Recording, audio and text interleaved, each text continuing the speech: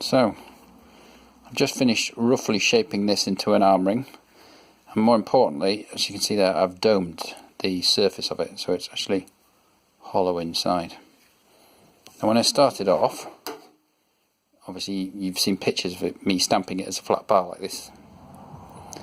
So the way I did this, and I am completely self-taught, I've never had any training, so I may be completely messing this up. Jewelers out there are probably laughing. But I've observed marks on the inside of the real things when handling them. And the way I've been best able to replicate these is to take a small hole, and as I've got several of them different diameters in the top of this stake, place the silver over there, and then hit it into the hole with either a cross pane hammer like that one, or a ball peen hammer like this one.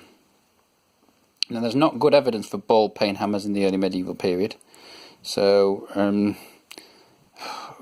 maybe they had some, I don't know, but it's perhaps more likely that they used the cross pane hammers. Certainly the some of the arm rings do have what look more like cross pane hammer marks on them, but also actually a square faced hammer that's the edges are burred a little bit can be used in the same fashion. The main thing is that you're putting force into and pushing the silver into the hole. Unfortunately, as you may have seen previous pictures, this twists as well as doming it and curling it, and you have to judge just whereabouts you hit it exactly, and how much you vary it from side to side. It twists itself into a knot, so to flatten it and straighten it back out again, I've been using this piece of wood here that I made on a lathe ages ago, which has different diameters. So I'll start on the smaller one and place, as it's all knotted up, I'll just about be able to open up and squeeze the silver onto there, and then bang and hammer it into shape with a soft hammer.